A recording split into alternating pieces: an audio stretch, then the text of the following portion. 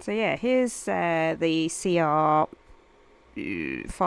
Pro H printing. I'm just printing a little clip to keep your filament nice and clean. But anyway, we'll move over to the big boy, this one. So just to talk through basically what you've got in the setup. Now I've got this thing attached to my head, so you'll have to bear with me. But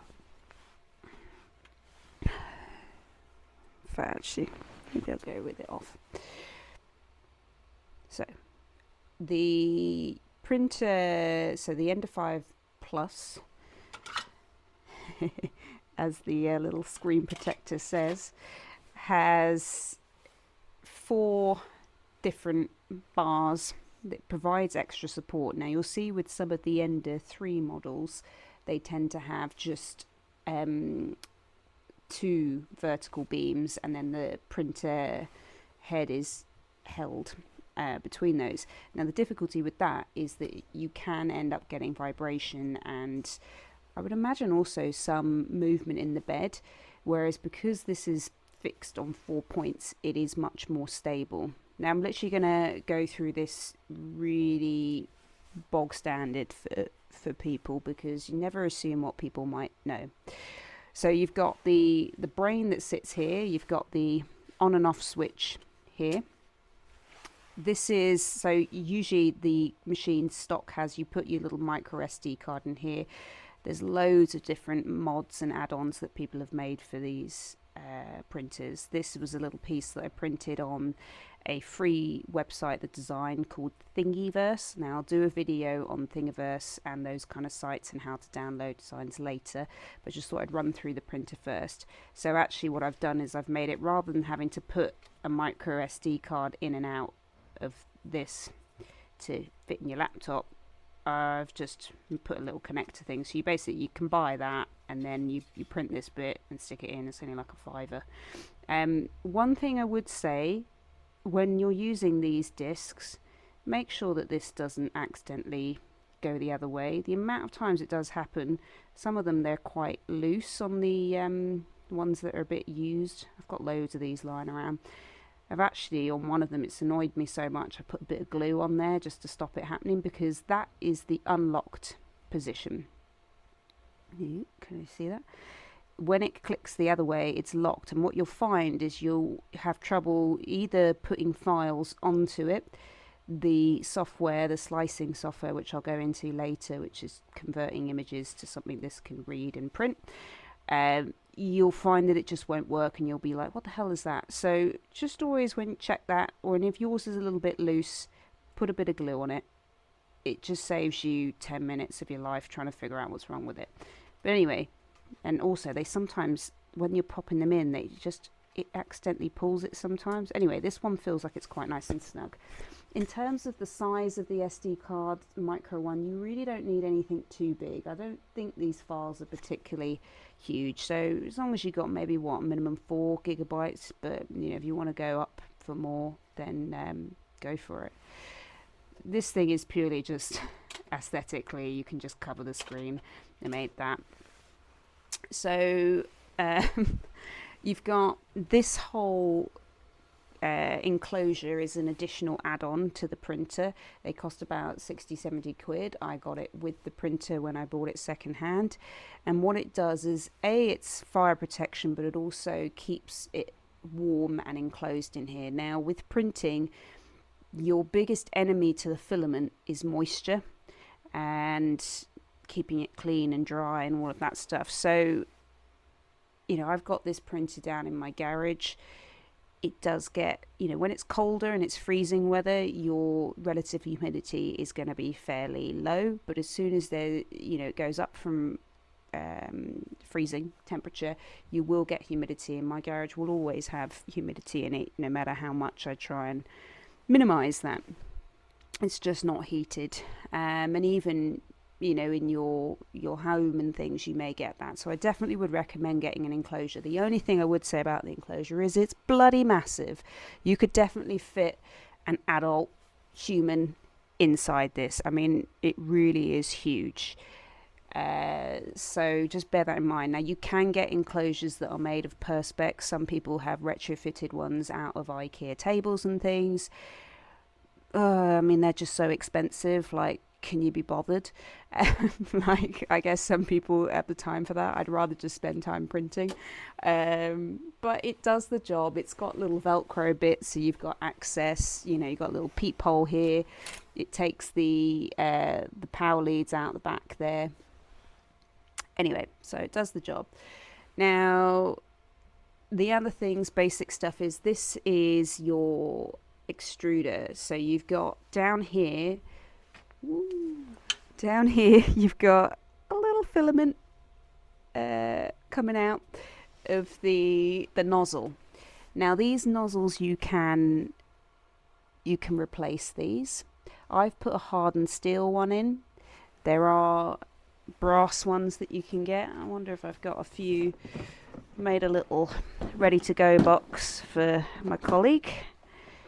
What have I got? I put a few in here, so I wonder if I can show you on these. So yeah, the yellow ones are the brass ones, and these ones are the hardened steel ones. I've read that hardened steel lasts longer, so if you're ever getting replacement ones, they tend to come stock with the brass, but get yourself these ones. Now you can get nozzles in different sizes.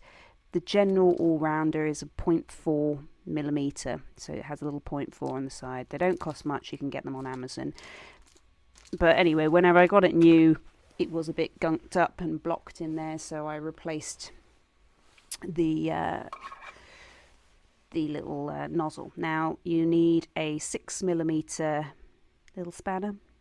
You can get these actually in Halfords. They do really good quality ones that are, I think it was like £5 for, rather than it being like this kind of drop forged steel, it's actually proper, you know, it's just really good quality, and Halfords have lifetime warranties on all of their stuff.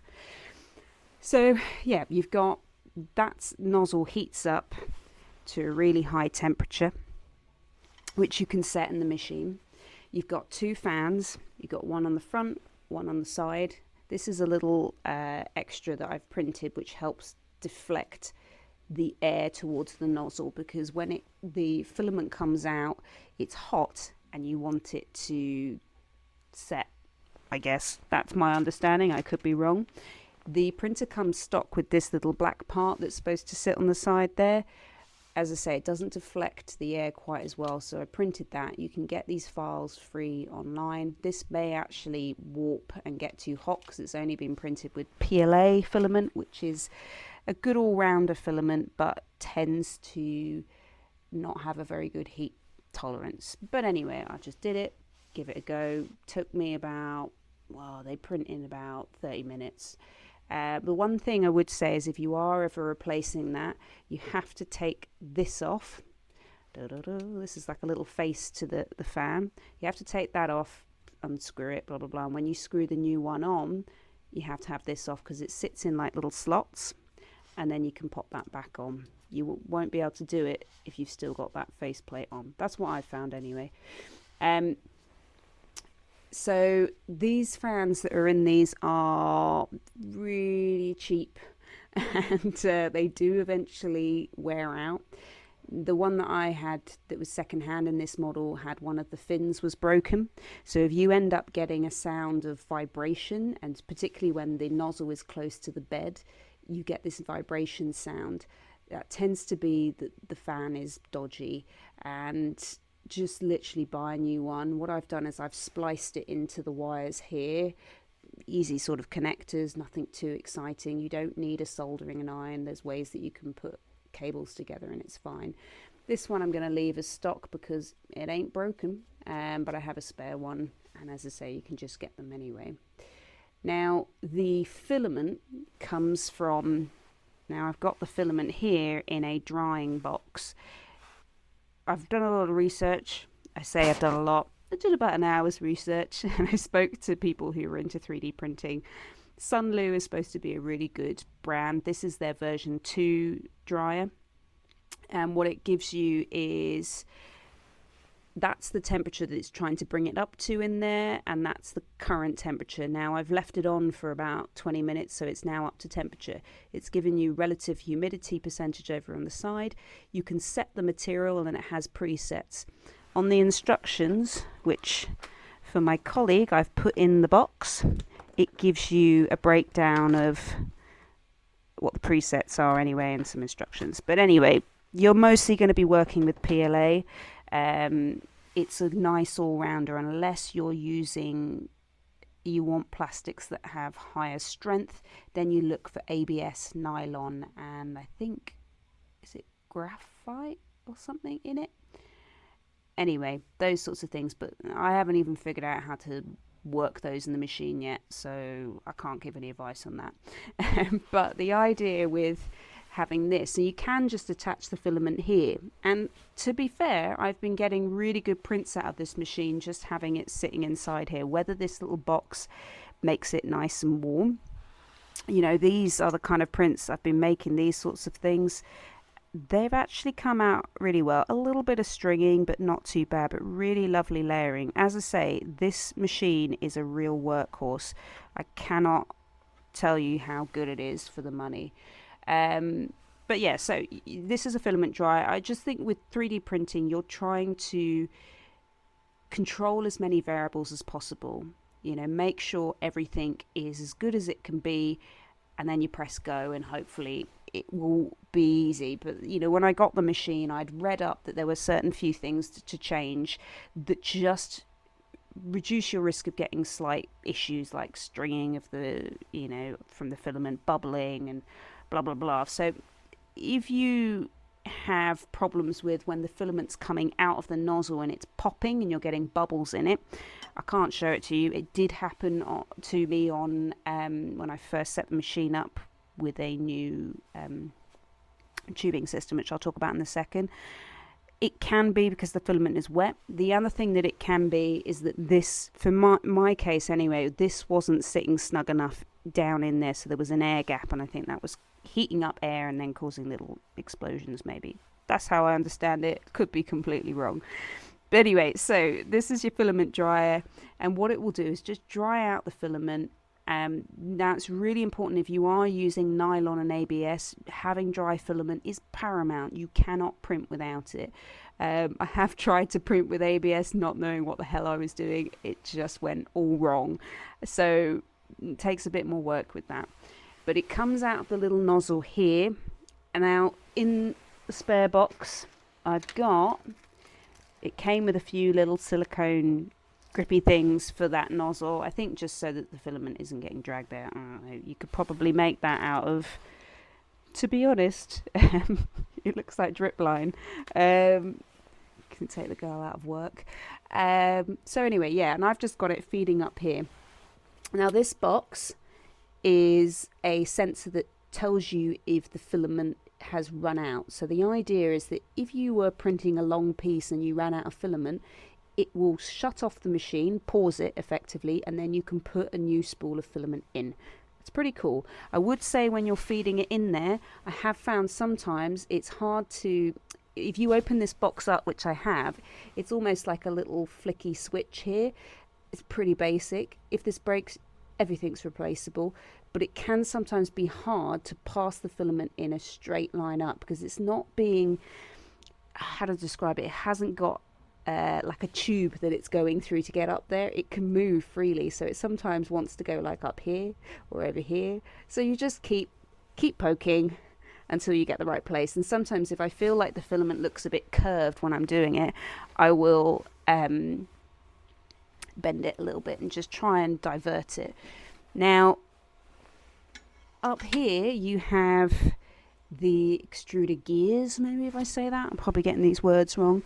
So these, when you get the machine, they come plastic, but I've upgraded that. I did that as soon as I got the machine because that's what people said to do. So you've got this little extruder gear here, and what it's doing is it will pull the filament through the tubing here. This is called Bowden's tubing. Why, I don't know, but I think it's because it's made of a certain plastic that's really high temperature, and it pulls it all the way through, and then it will push it through the nozzle here, and there's heat coming through and melts the plastic. Out it comes. When you're feeding filament through, you have to pull up on here. You see, I can show you. You pull up, it releases, and then usually I feed from kind of below that little black box, the run out sensor, and feed it through. Now, when you are feeding filament into the machine, you must have the machine on and have the nozzle heated up. You don't necessarily have to have the bed hot, but you've got to have the nozzle heated up. As a standard rule for PLA, you want your for this machine anyway, I put the nozzle to 200 and the bed to 60. I will write these all down on the machine here so you don't have to remember those, but it will get ingrained into your mind.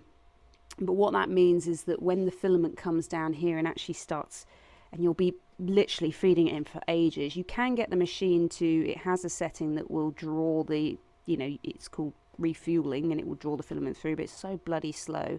So I literally push, and hopefully if the nozzle's nice and warmed up, you'll eventually feel resistance, and it can be quite hard pushing it through this Bowden's tubing. You'll eventually see that you'll start getting filament out the end here. Now, a good thing to do as well when the machine is hot, and I'll show you later how to move the bed down so you can actually do this, but I've got these little needles, and you can pop these up through the nozzle hole and just clog out, if there is any bit of filament stuck in there, particularly if you're changing. Put this back in. See, look, how handy is that? This was a lovely print that I found free as well. One thing I would say to my colleague, if you are pulling this out or touching around here, keep this on. I did stab myself, it wasn't very pleasant. But yeah, so just to clear out a few through clogs and stuff like that. So yeah, so you feed all your filament through, and the tubing here, the stock ones, is this white stuff. This is called Capricorn tubing. The idea is that it is smoother, I gather, and maybe more heat resistant down into the hot part of the extruder, and it means that you're less likely to get popping and things like that. And it's another variable. Just keep it is as it is, and hopefully this will last for its lifetime. If you ever did have problems with the nozzle, you'll probably be in contact with me to find out what you need to do. But this is what this little thing is for. When you get the tubing out, because it's sitting down onto the extruder, it has to be really flat. As I said, you will get a problem if there is an air gap there. It will draw air in and you'll get little popping things, and it just won't be good. So this little gubbin, what it does is it cuts the tube